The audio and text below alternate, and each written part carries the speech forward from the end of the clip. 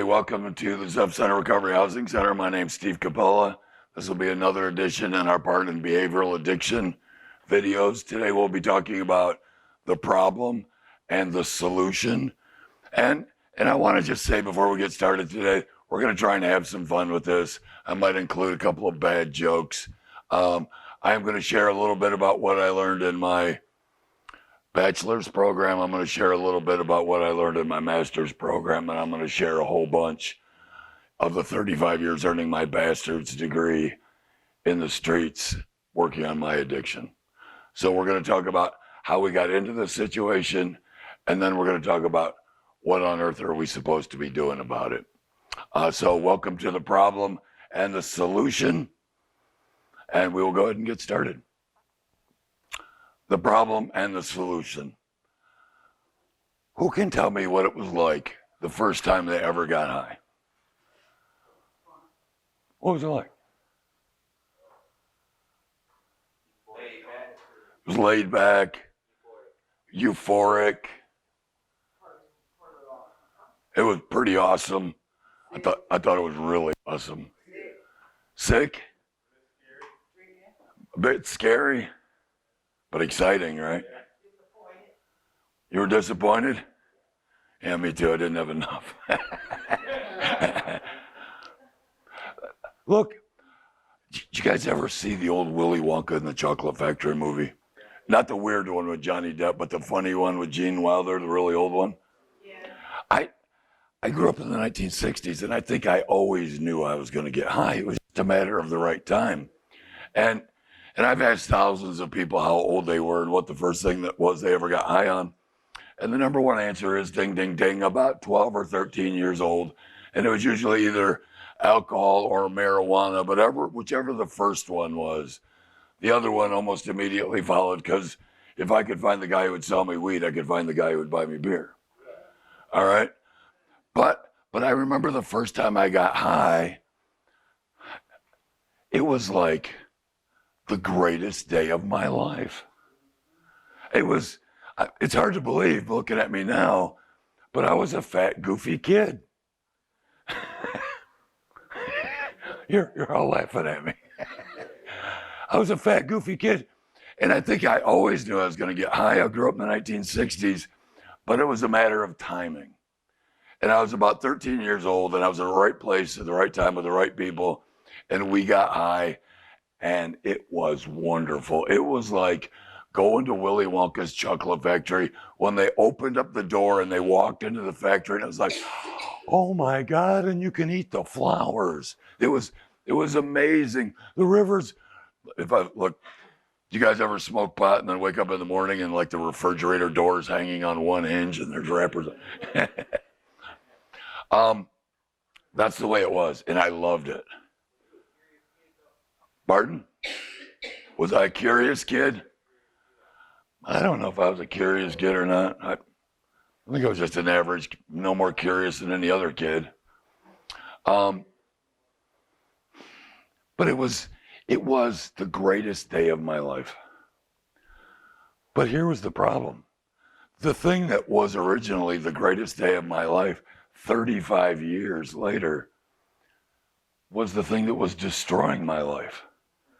Over that 35 years, it cost me a dozen relationships and a dozen jobs and a couple of careers. And I'd spent a couple of years in abandoned buildings, and I spent a couple of years in jails, and I'd been arrested many times and was in a dozen treatment centers.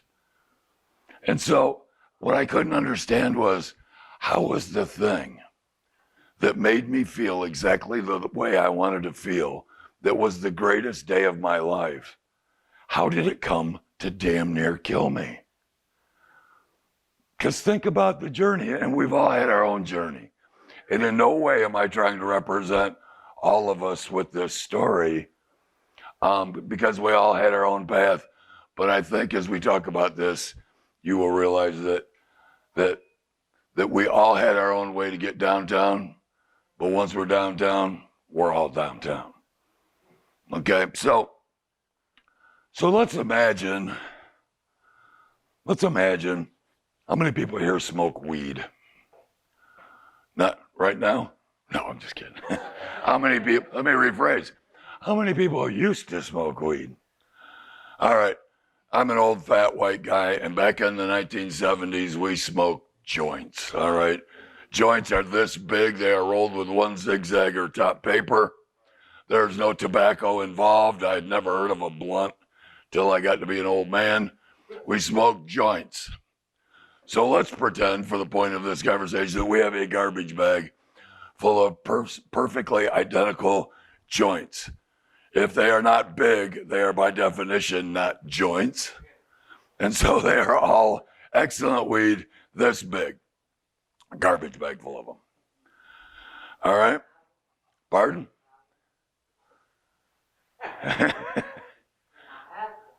No. No, you cannot have one. Not yet. So here's what happens. Here's what happens. Let's you know what? Let's back up. Let's pretend that this line is normal. Who can tell me what normal is? Normal, anybody definition? Technically, normal is a setting on your dryer. So could we agree the definition of normal are people that pay their bills every month, that put their families first, people that go to work every day? Could we agree that that would be normal? Yes. Okay. So if we can agree that that's normal for the purposes of this conversation, and we can agree that we have a whole bag of joints, and that somewhere around 12 or 13 years old, we got high for the first time, I want you to think about the journey. How did we go from this is the best day of my life to this is the thing that damn near killed me? And so I get high, and that's the one I remember. 30 years later, that's the one I remember. Because you guys remember all the negative consequences the first time you got high? No, because there weren't any. Right? Yeah, I got high and it was great. And you know what I liked for the first time in my life? I fit into my own skin. I could talk to the girls, and more amazingly, the girls would talk to me. And me and the guys chopped it up, and we all laughed, and the jokes were funnier, and the guys were guilier, and is that a word? And the girls were girlier, and they would talk to me. And it was the greatest day ever, and the food tasted better, and the music was awesome. And I woke up the next day, but now I'd opened Pandora's box. And the next day after I got high for the first time, what did you guys think? Right, where do I get some more? The one thing I knew for sure is I'm going to do this again. This was the greatest experience of my life. And so if this is normal at 13 years old, and that's a timeline, and I get high and I love it. It's the greatest day of my life. I've never forgotten it. I'm 60 years old. I was 13 then. I still visualize it. Plays like a movie, trying to ride my bicycle home and damn near falling off of it. But all good things come to an end, right? So I get high, but I come down.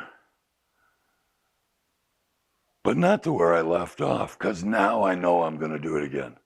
Now I've opened Pandora's box, and I come down just a little bit lower, because I've changed, right? Now I've done it, and I love it. And I don't know, for you, maybe it was different. Maybe it was a month later. Maybe it was a year later. Maybe it was a week later. Maybe it was the next day. All I knew is that I had gotten high, and I loved it, and I was going to do it again. And then, yes, because virtually everybody's agreeing. But here's what started to happen for me, and you tell me if it started to happen for you. I started getting high over and over and over again. And remember, every day I'm taking one more perfectly identical joint, because joints are big. There's no such thing as a pin joint, because they're all big, right? And this starts to happen, and maybe for you it happened over years or months, but every time it was just a little less result it's the same amount of input, same joint, but just a little less result. And the months go by, and the years go by. And did this ever happen to you? Did you ever wake up, and before you went and took a piss, and before you went and lit a cigarette, and before you did anything else, you spun around and your feet hit the floor, and you reached over on the nightstand and you grabbed the roach from the night before? Or you grabbed a one-hitter or a pipe or the crushed up pill or the chunk of crack? You're all looking at me like I'm crazy, right? I know. Nobody ever went to sleep with a chunk of crack on the table. Nobody ever went to sleep with a chunk of crack on the table. I know. It was a test. I wanted to see if you were paying attention. But I reached over, and before I did anything that day, I grabbed it and I did it. I smoked the joint. I did the pill. I did whatever it was. Was I trying to get high, or was I just trying to feel normal? So the thing that was the greatest day of my life, it was the most perfect day, the most perfect experience. It was like walking into Willy Wonka's chocolate factory. The thing that was the most awesome thing I ever did now only makes me feel normal. But I still want to get high. So maybe I'm going to have to do some more, smoke another joint, or drink some beers, or do some pills, or do some crack, or do some heroin, or do. And then did you ever start playing the game where if I had the right pills and the right weed and the right alcohol and the right people in the right place, then I could have the perfect one? Because this didn't end there, did it? Would you guys agree that this is what we experienced is in our addictions? So the months go by, the years go by, the decades go by. I was out there for 35 years. And if we were to draw it out in the timeline of my life, we'd be down in the basement. Could we all agree that maybe momentarily life got better in our addiction, but for the most part, addiction only traveled in one direction? And have you ever had a period of recovery? And then I'm going to ask you guys a question. No, it's not a trick question at all. Have you ever relapsed, and the people around you that love you, they go, "Oh my God, sweetie, what horrible thing must have happened to you that you would have went back to using drugs?" Has anybody ever said that to you? Maybe a counselor. "Oh my God, what happened, you poor thing? You would give up sobriety to use drugs." I don't know about you. That never happens to me. You know what happens? Life gets too good too fast. I get the job back, the girl back. I start telling myself, "Oh, I made too much of it." You know what takes me out? Premature success. Nobody's looking at me anymore. Everybody thinks I got this. I think I got this. And then I tell myself the great lie. I'll only do one. The road to hell is not paved with good intentions. It's paved with, I'll only do one. But here's what happens, see, because something else is going on. This was normal. People have hit bottoms before. Who can tell me? Every hand is up. Who can tell me where the bottom actually is? Wait a minute. Wait.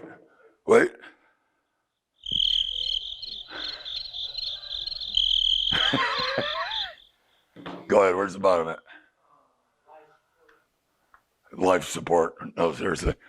No, I agree. The ultimate bottom is dead. Look, your bottom is where you stop digging. And if I had any sense at all, I'd have stopped digging up here. But I was in treatment centers at 14. I was in multiple treatment centers. I was in different jails. I've hit a dozen bottoms on the way. But something happens to me. I get into a treatment center, and I may have begged to get into that treatment center. You know, how many people came to treatment because you wanted to get sober? Every hand has gone up, virtually every hand. And I would have always said that too 13 years ago before I got sober. And I could have explained every relapse, and it would have made sense, and it would have been logical. But now that I'm 13 years sober and I look back at it, I realize I was never really sober. I would find myself in a position where I could not use for a period of time. I was in jail, I was in treatment, or I was in so much trouble, everybody had their eyeballs on me. But the minute I thought I could get away with it, I did it again. And we're going to talk a little bit more about this because the idea of what drives us in treatment, what was the greatest day in my life, later when we come here, is the thing that is destroying me. But in the meantime, there's this. Here I am. This is crackhead Steve. You can tell because I'm really skinny. I've been here many times before. I've been there, here. I get into places like this, and all of a sudden, this like literally a bullshit bubble starts forming over my head. Every jail I've ever been in, every treatment center, I'd be in it for about 2 weeks, and even though I may have begged to get into it, I may have begged to get into that treatment center, 2 weeks later it was all stupid. And I knew what I was doing, and that fat guy didn't know me, and I'm full grown, and I know what I'm doing, and it got away from me, but this time it's gonna be different. Do you guys ever tell yourself this stuff? Yeah. I remember saying if they let me out of here right now, I'd be okay. And then the one time they did let me out right then, I self-destructed within 24 hours. But this little bubble is filled with all the lies I love to tell myself. You said it so beautifully. I'm just going to have one. This time it's going to be different. I know what I'm doing this time. The worst lie of all, I'm only hurting myself. I think every one of us has probably said that at one point or another. But the fact of it was, for me at least, I was the only person doing what they wanted to do. I was ripping everybody else's butt right out of the frame. Because they're the ones who had to pay for my addiction, because I thought my money was for getting high and my family's money was for paying my bills. The problem was, as soon as the family gave me money to pay my bills, I went and got high. So after a while, I know what I'm doing, and this time it's going to be different, and all these crazy ideas, and this little bubble floats up to the top. And now I'm maybe a month or two sober, and it's like a little raft. And here I am, now I'm a little fatter because I've been eating. I'm a terrible artist. I'm a little fatter because I've been eating. And I look, has anybody ever conducted the I'm not going to do drugs, I'm just going to sell them experiment? Oh my God, immediately, if not sooner. Has anybody ever conducted the I'm addicted to heroin, that's my real problem, but marijuana's never got me in problem? Never got me in trouble? You ever conducted that experiment? And that would happen to me, and it happened to me over and over and over again. Because I would tell myself, Steve, you're a crackhead. Marijuana is not your problem. Look, when you're drunk, you do stupid things. But when weed's never got you in trouble, you could be on the marijuana maintenance program, the MMP. and so, because this is how it works, right? I tell myself, I got out of treatment. Now I've got this under control. I made too much of it. I'm just going to get some marijuana, and every Friday night I will relax after a long week's work, and I will smoke a half a marijuana cigarette, which I think that might be the first time I ever said the words marijuana cigarette. But the worst thing happens, right? I smoke it, and I put the other half away, and the worst thing that could possibly happen happens. I get away with it. And the next week I do it, and the next week I do it, but the week after that, it's like, well, this has been so successful, I could probably smoke the whole joint. And 2 weeks after that, it's a joint and a half, and 2 weeks after that, it's 2 joints. And then finally, I'm like, well, you know what? This is all working really well, and it's not a problem, and I can afford it. But I'm really bored, and I want to hang out with my old friends. So I decided I'm going to roll up my 2 joints, and I'm going to take them to the party.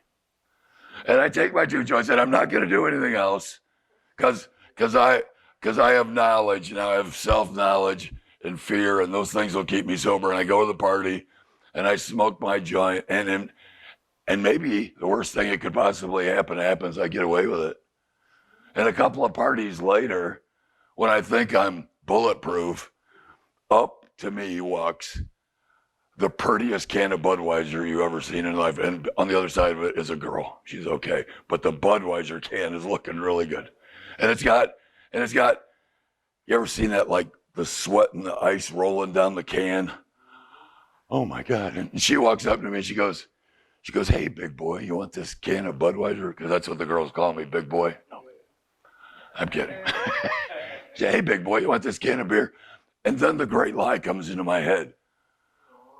I can have just one. 6 beers later, I start making all my best decisions. Yeah, gumball machine, can you come by? Listen, swing around the back. I'll come around the block and get it. I want anybody. Self-destructed once again. I do this over and over and over again. I tell myself I know what I'm doing. I start having all these thoughts. I did it here. I did it here. I've done it everywhere. I start playing around every time. I think I'm sober. I think I'm normal again. And I start playing it around. And then before you know it, here I go, head first. Oops, sorry, it's a boy. Sorry. Head first into the rocks. One more time. And I've done this dozens of times. I don't know about you, but I've done it every time I've gone to jail. I did it again. Every treatment center, I've done it again. Every time, over and over and over. I can never learn the lesson of it. Because if we can't learn the lesson of our mistakes, are we bound to repeat them? Yes, I think it's pretty much a fact of nature. And yet, how many people here struggle with learning the lessons of your past? Many, many hands have gone up, even the sober people in the back of the room. It's a human thing. Our problem is not so much that we're drug addicts. Our problem is we're human. Humans make mistakes. I just consider myself really good at making mistakes. I seem to make a lot of them, and I have to learn every lesson 10 times the hard way. But here's the other piece. Does anybody see yourself there? Does anybody see themselves there? Not anymore, because now we're, well, you've been here for quite a while, right? But how many people have done this in the past? Most of us. But here's the problem, and this is the part that I never got. Maybe I'm 45 years old here, just me. 45 years old. I get into a treatment center. I've been there for a while. I've been sober for a while. I'm putting my life back together. My family forgives me. My little bullshit bubble breaks loose. Here it is again, floating on the top. And I think I'm fine. The only problem is, guess what? Guess what the problem is? I'm fine for a 13-year-old. Because that's the most adult memory I'll ever have is, remember, this was normal for a 13-year-old. Do you remember the people that were with us who didn't make the same choices we did, that didn't get high? It's like, yeah, we're going to skip school and go get high. You want to go? No, I got yearbook today. What? You remember that? Remember those people? What happened to them? Yeah, they're successful. They went to college. They started jobs. They started the family business. They had families. They grew up. So, I'm sorry? Right. The problem is I keep doing the same thing over and over again. And then when I do sober up, I can never get past the point where I started from. Does this make sense? And so, you say, well, Steve, how does this happen? Has anybody ever noticed that after the first time you were arrested, you started getting arrested more often, and the charges started getting worse? And virtually all the heads are agreeing with me. And so I want to talk about that because it's sort of interesting. I think most people, I'm going to share a story. It's true. And I think we do this. A few years back, 7 years ago, my first wife called and she's panicking. And she said, I just found your son with a bunch of weed in his bedroom, smoking it with his friends. And she was beside herself, upset. And I don't know whether she expected me to like torture him to death or something over it. But she goes, you're going to have to talk to him. You know, this is all your fault. I'm like, okay. So look, I have squandered the right to ever yell at my children about smoking marijuana. So I talked to my son and I said, you know, what's going on? He goes, Dad, everybody smokes weed. And I said, really? And he goes, yeah. He goes, yeah. I said, he was going to Southview High School at the time. I said, does all the people at Southview? Yeah, all this. You know what? I think the teachers smoke marijuana. I'm pretty sure the counselors do because they're all cool. And I wouldn't be surprised if the principal smokes weed. And everybody in Southview smokes weed. I mean, literally everybody. And I said, oh my God, that's going to suck so bad for you because you don't as of right now. And I produced for him. Could you imagine how horrible it would be that your father is a drug and alcohol counselor in the largest treatment center in Northwestern Ohio and has unlimited access to federal drug screens? So I pulled out a grocery bag of drug tests and I said, you're going to take one every week when I see you. And he's like, oh, okay, but my son's not a drug addict. He just smoked a little weed and his mom got him. So I might as well have said, you young men will never eat avocados again. And he goes, okay. And so he never gave me a dirty screen and he never gave me any problem. And after a while, I just gave up. But a year later, he's on the wrestling team. He's on the football team. If one more screw up and he's going to be on the honor roll for the first time in his life. He's getting great grades, great teacher parent conferences, everything. And I'm like, hey buddy, what happened to all your friends that smoke pot? He goes, Dad, everybody quit.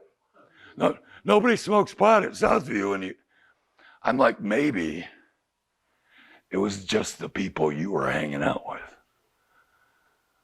I remember being out at Stryker, and I think I've told this story before. Be walking around back in the day when you had to go to the chow hall, people were yelling, yo, Big Steve. And I'm like, yeah, man, I'm a badass. Later on, I realized, no, you're a dumbass. Everybody in the jail knows your name. Why? Because you keep going back to the same jail. Everybody I know goes to jail. Everybody he knew smoked drugs. Janine, you probably never smoked weed in your life. You know a bunch of weed smokers? Yeah, she said no because in her world, nobody smokes weed. But in our world, if I said, how many people don't smoke weed? Most of us would say, everybody smokes weed. Because those are all the people we know.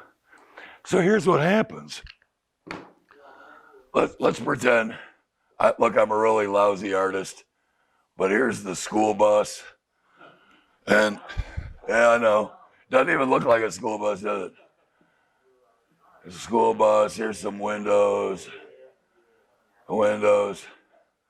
You want to drive the bus? Okay, you can drive the bus. Here's your red hat. Who wants to ride in the back? Here's your. These are the tongues licking the windows in the back of the bus. and do you remember this? Let's pretend we're all back on the day that we decided we were going to get high for the first time, and all of our friends are in the bus. We're all on the bus. All right, you got drunk. Somebody else got to drive the bus. And we start down the road. And here we go down the road. And I start smoking weed right here. And a bunch of my friends say, Steve, let me off the bus. And I'm like, fine, you don't want to be on the bus? You get off the bus. You remember that guy? Do you remember the guy who you would go to the party? And I'm an alcoholic, right? I got to drink 3 times as many beers as everybody. But at 2 o'clock in the morning when there was no more beer to have, he would beat you to the refrigerator and get the last one, but he doesn't even drink. And so he would like be holding on to the beer, and it's like, getting warm and sweating, and you're like, I just want this. If he sets it down and goes to the bathroom, it's mine. And you're trying to, you do anything for one more beer, but there isn't one more beer to have. And finally, 3:30 in the morning, he sets, just as he goes to set the beer down and leave, he puts his cigarette butt in it. I want to kill those guys. Or the guy, we're all standing in a circle passing a joint around, and the guy who gets it in his hand and he won't stop talking. And it's like, dude, it's not incense. Hit the damn thing and pass it on. Yeah. We stop inviting these people to the party, right? So in the bus of my life, I started out with all my friends, but as time goes on, people are getting on and people are getting off. And I start doing more drugs and people are getting off, and I'm doing more drugs, and now I'm doing cocaine, and now I'm doing all these other things, and people are getting off. But I didn't start getting high because I wanted to be alone.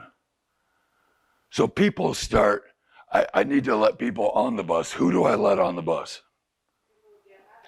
People who get high, but not just anybody. I don't need another lung to feed. I let the people on who have resources. and look, when I was 13 years old up here, I knew nobody with a criminal record. Down here, that normal was everybody had a criminal record. So all the people I let on the bus have drugs, and all the people they're not going any farther down that road. And when I start smoking crack, the only people who are getting on the bus are people who smoke crack or do heroin. And so people are getting off and people are getting on, and over the years and decades, finally I end up, and everybody in the bus, everybody in the bus is, look, I get to the spiritual black hole where I can justify anything. I can steal your mother's teeth and sell them back to you with the gold missing. And I will explain to you, look, I did it for your own good. She was going to bite you. That's why I stole their teeth. And I think really, if you think about it, I think you owe me $20 for saving you.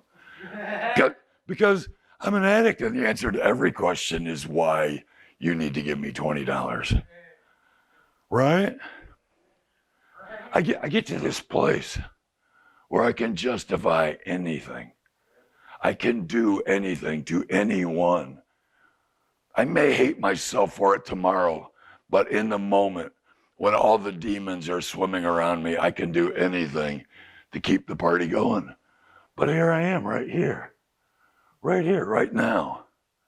And I'm telling you, you can't get out the way you got in. The only way you can get out is straight out the side. The problem is that I've been doing this for years. The problem is that I can't learn the lessons of my past.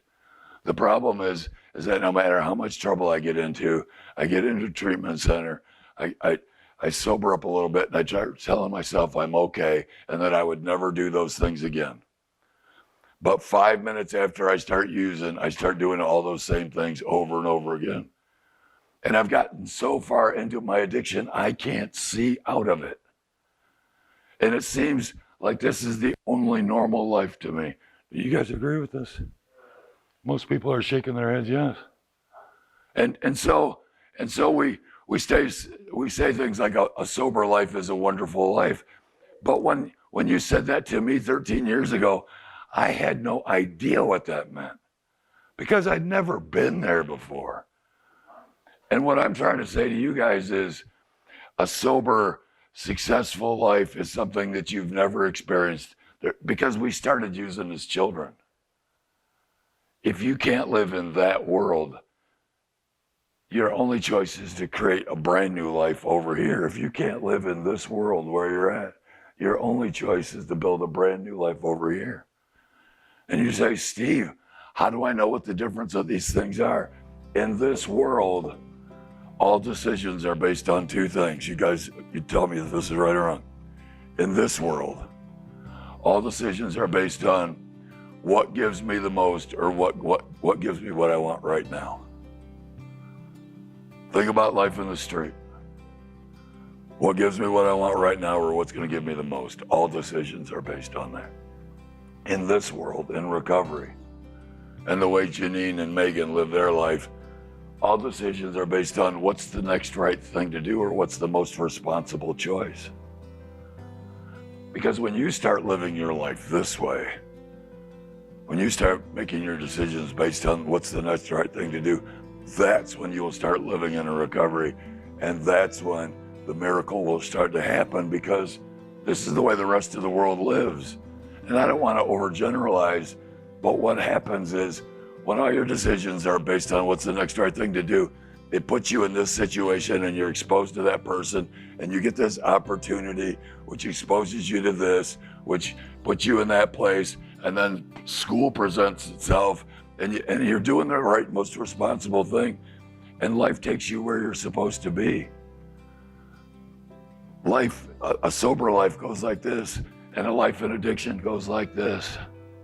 If addiction only moves in this direction, I'm telling you, recovery only moves in this direction. And how fast and how slow is totally dependent on how fast and how hard you're going to work the solution or continue to work the problem. Ladies and gentlemen, that is the problem, and we'll come back in just a minute and we'll discuss the solution.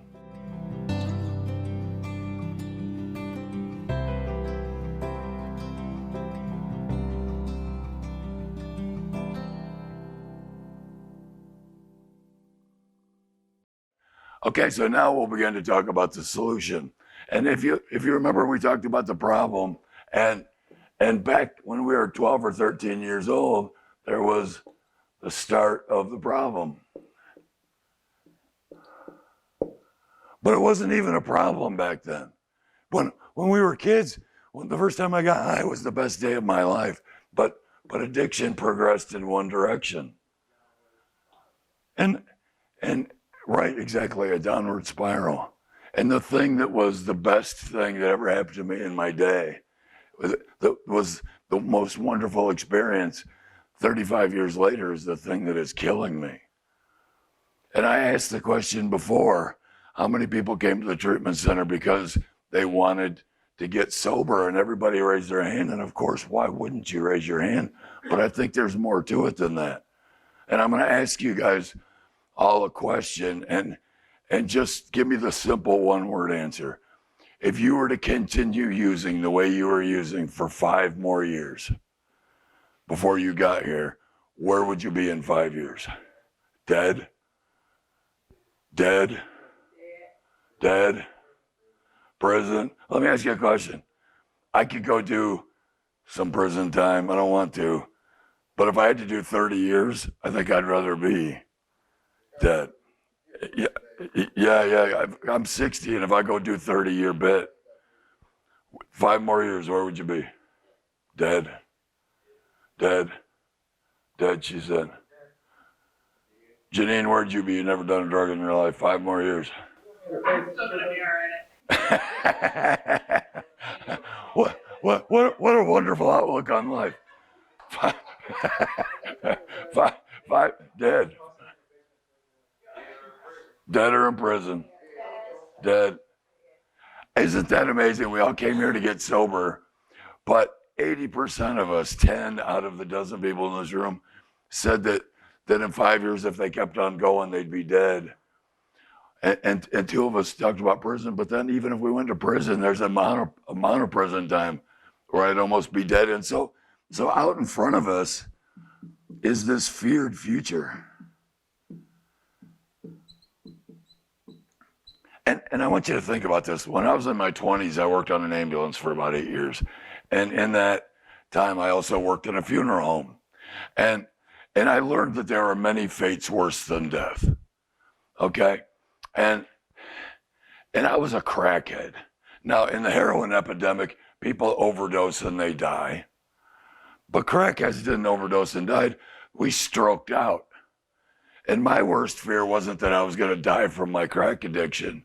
My worst fear was I was, 1, going to die this horribly painful death from cirrhosis of the liver for being an alcoholic, or two, I was going to stroke out and live the rest of my life in a wheelchair, having my family wipe my butt, living in my mom's, spare bedroom. And that, you know what it was? There was this feared future. Personally, I'm not talking about you. Personally, I never went to a treatment center. I'll tell you this now.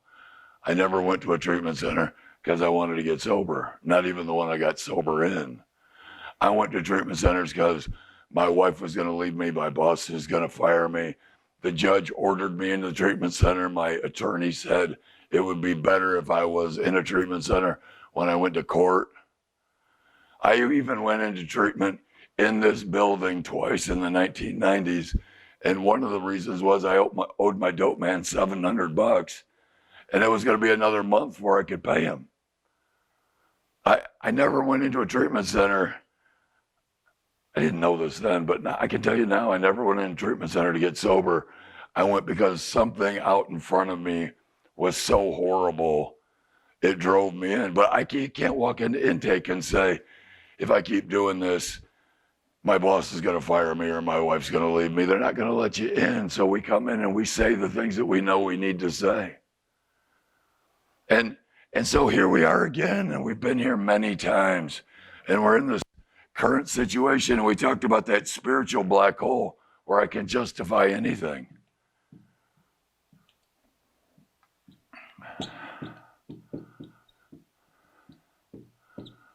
Board's really hard to write on when it's moving.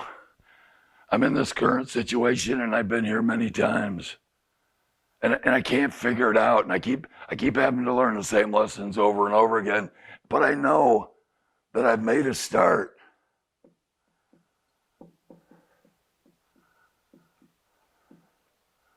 I made a start a bunch of times. How many times have we swore we were never going to do it again? We weren't going to do it. We've been into treatment centers over and over again. I've made this start, and I almost, it's like NASA stuff. I find myself in orbit, and the orbit is I'm heading towards this feared future, and I end up in a treatment center, and I make a start in recovery, but I never quite do it. And over and over and around I go, and I can never get where I want to go. But see, there's this like mythical place in my head, and it's barely there, and it's almost too scary to think about. And it's this desired future.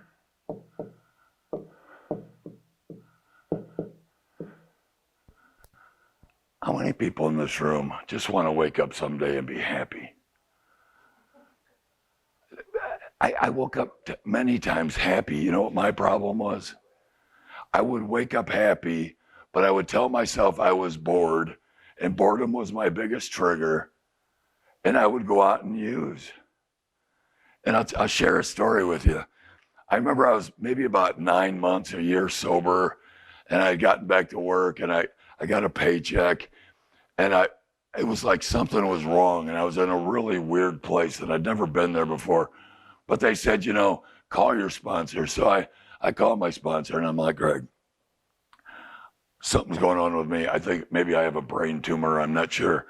I'm not thinking about anything, and I'm not worried about anything, and nothing's bothering me, and I'm not upset, and it just doesn't feel right. There's something really wrong with me. And my sponsor does this to me all the time. He starts laughing at me. And I'm like, Greg, this isn't funny. I'm serious. There's something. And he goes, Steve, it's called serenity. You haven't stolen anything. The cops aren't looking for you. You don't owe anybody any money. When happiness and serenity finally found me, when I finally found it, I didn't recognize it. I didn't know what it was. I'd never had that feeling before. And it was profound. And how many of us just want to have our own little place? And we almost can't even dare to dream it. Just our own little place with a little white picket fence. Anybody want that? Where the bills are paid and there's money in the bank. And you can take the family on what are those things called when you're like, oh yeah, vacations that are paid for, and not a quick trip down to Texas to pick up the meth. Oh my, lions and tigers and meth. Oh my, and and and to be in a relationship. We've talked about this before with another human being who truly has your back. And it's not like two crazy horses in a harness, and every week we get in a fight and one horse drags the cart off into the swamp, and then we get it back up on the road, and the other horse drags it off into the swamp. And to have our own vehicle that, look, I got really tired of buying, let me see if I can do it, $2 woof of gas.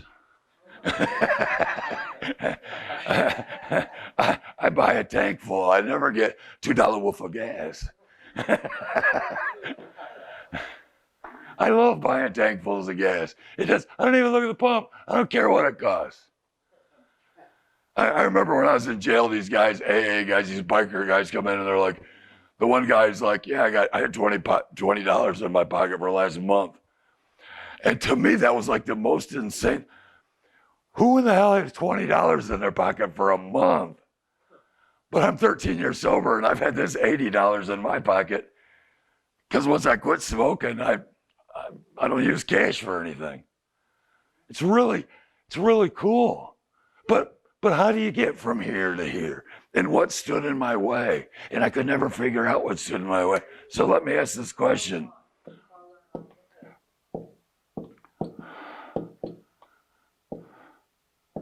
Who was there in every destructive relationship? Right. Who was there every time I got arrested? Who was there every time I relapsed?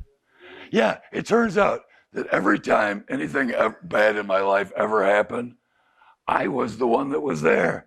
It was me. Damn it. It was me. It turns out I was my problem.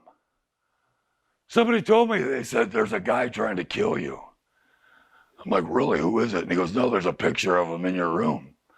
I'm like, there is? I go, yeah, go in the bathroom, and his picture's hanging up right over the sink. It was me.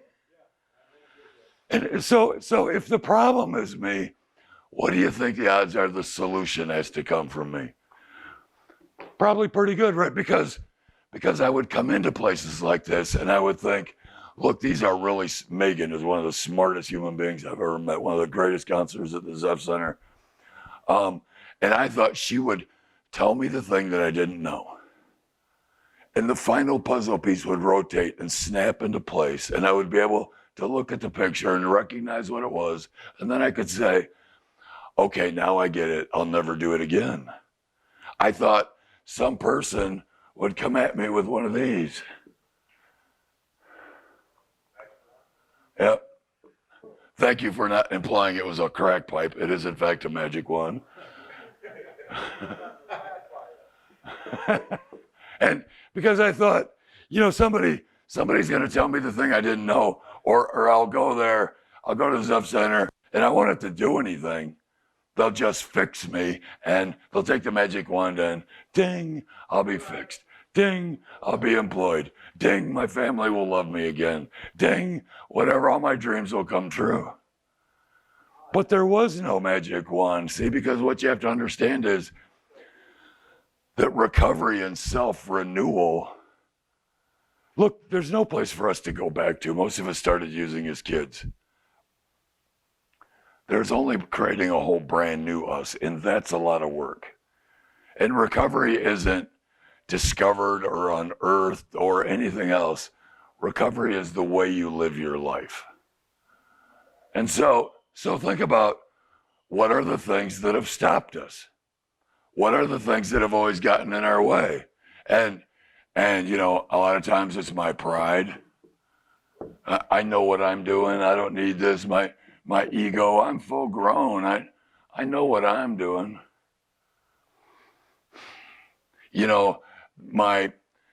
That sort of self-centeredness.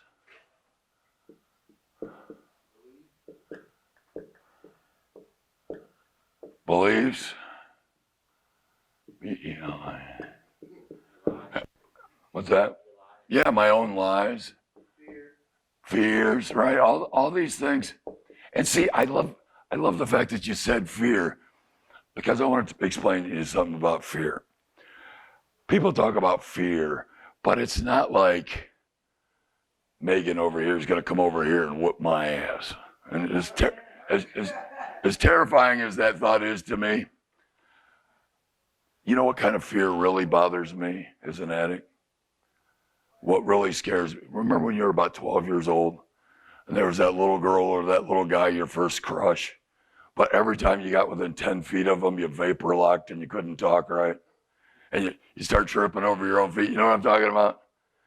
And I remember, I can still picture her face. She was, you know, this little blonde girl, and I was, 9 years old, and I couldn't get within 10 feet of her without screwing up. And it wasn't like she was going to come over there and beat me up.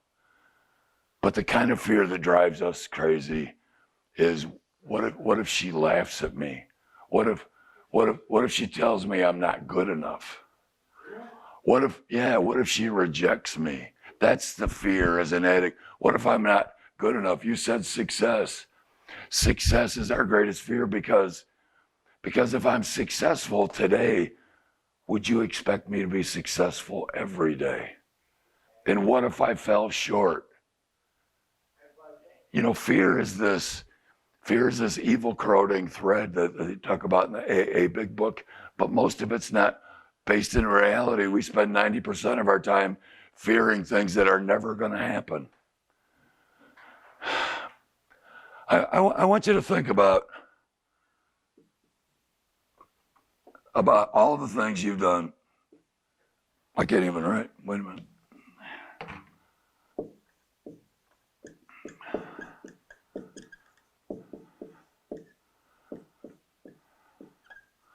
I want you to think about all the things you've done to stay sober.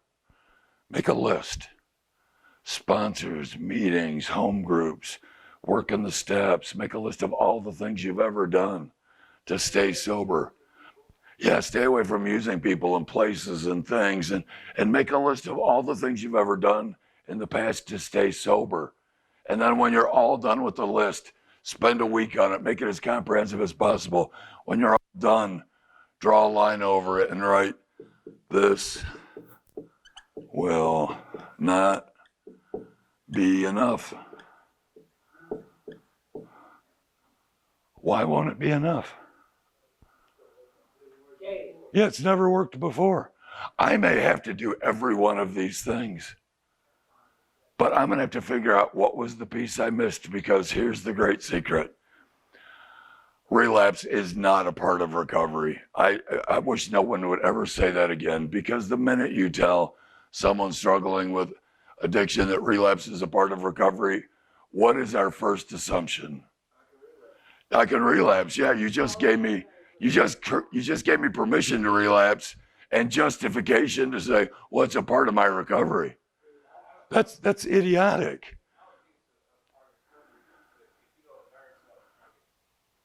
You are exactly right, my friend. Our job, there's no shame in recovery if you can learn the lesson of it. Because if I can't learn the lesson of it, then it goes back to what we talked about in the problem, where I just keep doing the same thing over and over and over again.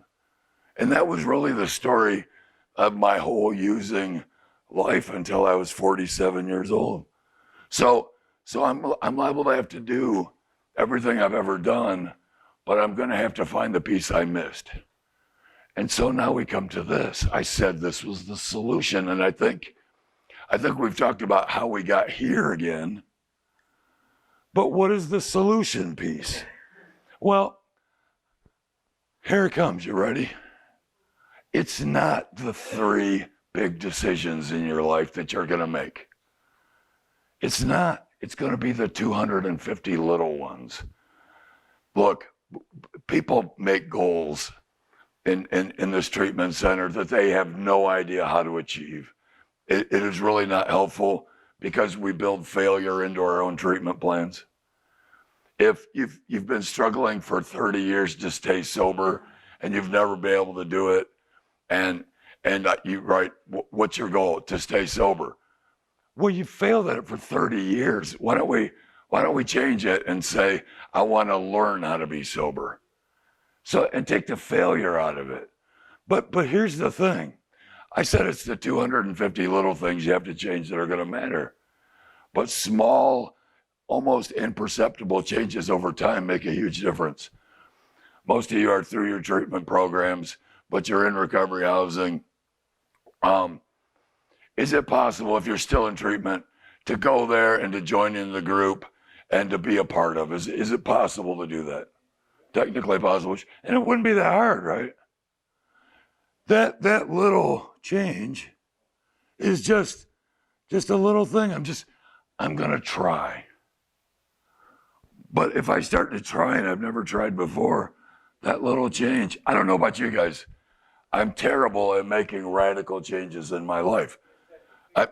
I tell myself I'm never gonna eat chocolate chip cookies again, but I'll be damned if they don't get in my mouth.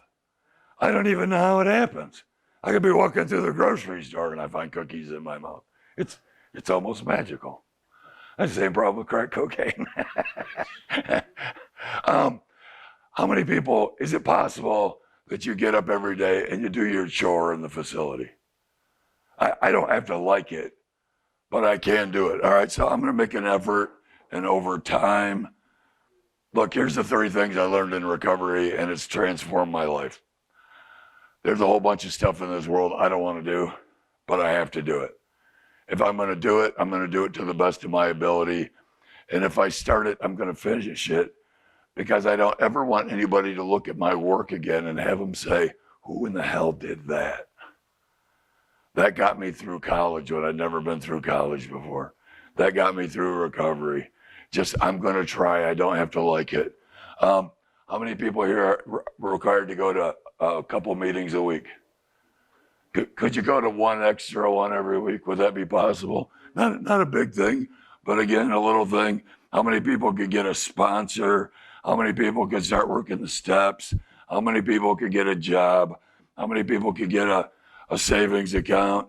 How many people could start paying all their bills? How many people could clean up their mess? See what I'm saying? How many people could reconnect with family? It's the 250 little things. What are some of the things that we have to do that would support your recovery? Sponsors, step work, volunteering, home groups, going to work every day, people, places, and things. All the little pieces of your recovery, showing up and volunteering and cleaning up other people's messes and doing all the things you need to do. And then one day, you'll look past and you'll be, it was a few years ago, I love Zepf Center. And you'll realize you're standing in the living room of your home. And you're gonna look over and say, hi, honey, good morning, how are you today? And you're gonna walk out to your car that you own with your children who adore you. And you will realize that it wasn't the 3 big decisions that transform your life. It was the 250 little ones. And the transformation required of you requires 2 things. It requires hope and faith. And hope is that if I do all this work, that my life will get better. And faith is a funny thing, because I'm gonna do all this work, and it is gonna be the work of many years. But I know if I do it, it will pay off someday. And someday I went from, in 5 years, everybody in this room in 5 years is either gonna be dead or in prison if we keep going down the road we're on. But every one of you have the capability to bend that arc up through the 150 little things you already know how to do, to transform your lives, to become the best human beings you can possibly be. The opposite of addiction is not abstinence. This journey is not abstinence. This is the journey from irresponsibility to responsibility. Because only responsible people will gain their houses, their homes, their families back. Does that make sense to everybody? Look, there may be many solutions, and this may only be one, and this may not be yours, but I didn't tell you what all these little steps were. That is for you to decide. That is your journey. But I'm telling you, it's the 250 little things that you know exactly how to do that are going to transform your life and get you from the point of no return to the place that you've always dreamed of being. And I want to thank everyone for paying attention today. And before we end this, does anyone have any questions or comments? We will do video comments afterwards if you'd like to be a part of that. Go ahead. Well, you're welcome. I appreciate this. You know, I want you to know that these groups really do come from the heart. They are my shared experience of my own recovery and of all the people I've worked with in the last 10 years. And I appreciate you too, my friend. Okay, thank you all very much. I appreciate you.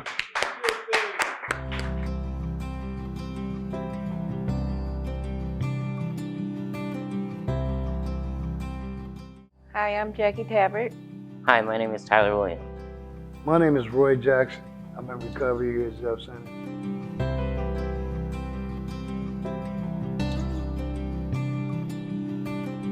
What I learned today is that my thinking was part of the problem. Today I learned that my problems are not with drugs and alcohol. It's more about my behavior and how I react to the world or life at life's terms. It's an issue I have. The second topic was enlightening because I never realized that was my mistakes in my past.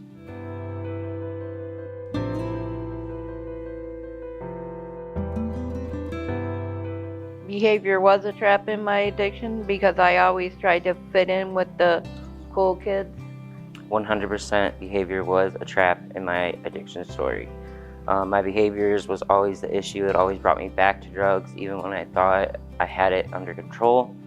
I realized I didn't because of my behavior, not necessarily the substance. Yes, I behaved bad early before I started using.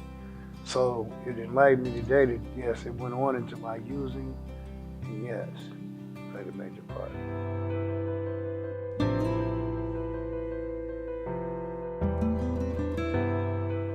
No, I did not find it offensive at all. Only to Steve himself. Not at all.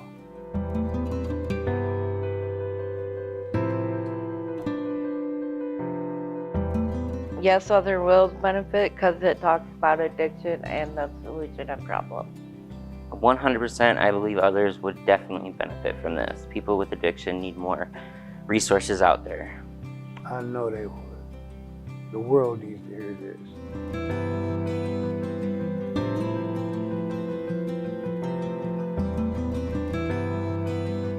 You all were awesome, and I appreciate your time, and thank you for everything. I enjoy these classes, and they're very beneficial in my journey. And I appreciate you and Steve for everything you've done for us.